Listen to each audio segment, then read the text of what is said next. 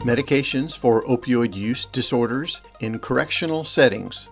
Shifting the paradigm, creating a balanced correctional and rehabilitative approach. The Opioid Response Network is funded by SAMHSA to provide resources and technical assistance needed locally to address the opioid crisis. This video is part of a series to provide guidance on the implementation of medications for opioid use disorder in correctional facilities.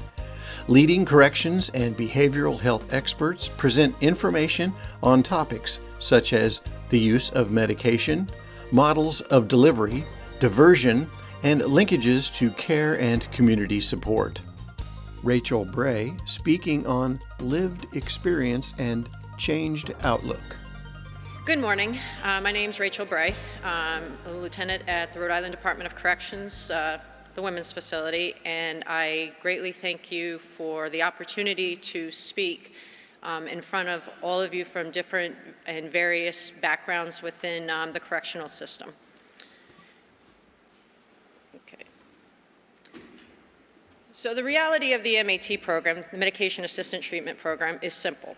It's the better management of the offenders while they're incarcerated, controlling their withdrawal symptoms so they're not craving the drug, okay? This helps with them not trying to convey the drugs into the facility, all right?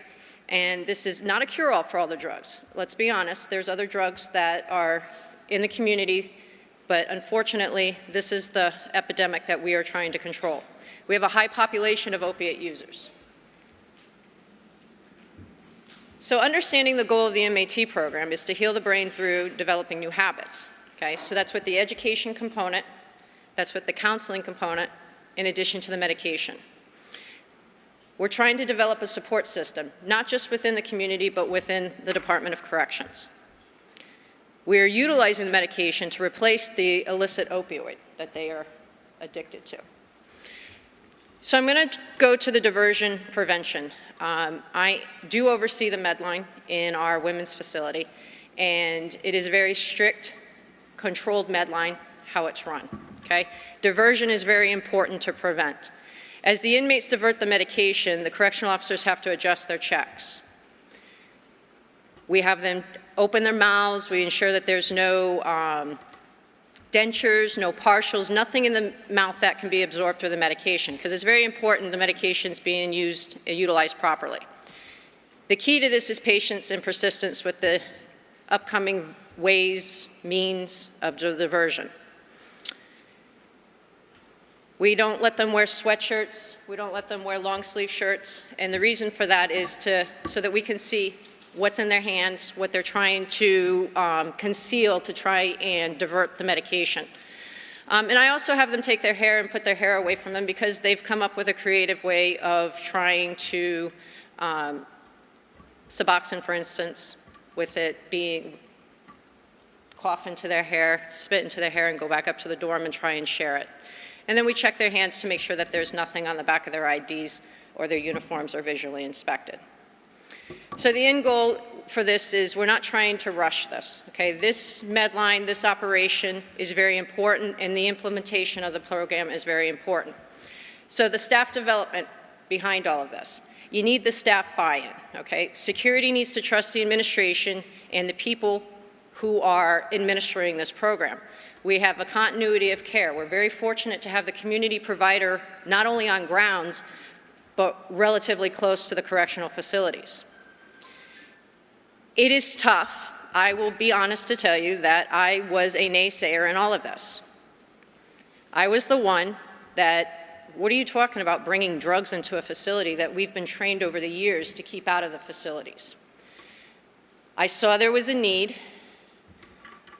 The evidence was there, the proof was in the pudding. So through the education, reaching out to people who are experts in the field of opioid disorders, understanding how the medication works, because not every medication works the same. And let's be honest, this disorder doesn't have a face. Not everybody that comes to jail with this disorder is a heroin junkie or a heroin addict. Okay? So with getting past that stigma and understanding This is how you're going to get your staff buy-in. You're going to get your staff buy-in through managing managing the offenders. They're easier to manage. They're not craving the medication. You're changing their thought process through the education. You're ensuring they're going to the programs that they're supposed to go to.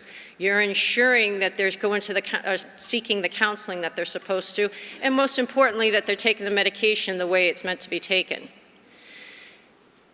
I convey sternly yet firmly, it is their responsibility to take an active part in their recovery. We've provided the means for them to be active participants, but now it's time for them to be responsible for them. And overall, this will make them a law-abiding citizen, because as Director Coinfey said, there's a 1% separation in Rhode Island. If you don't know somebody who's addicted, somebody who you know, or a friend or a family member. So it's very important to us that we help with this transition and the continuity of care in the community to make them law-abiding. Technical assistance is available to support the evidence-based prevention, treatment, and recovery of opioid use disorder. To request technical assistance, visit opioidresponsenetwork.org.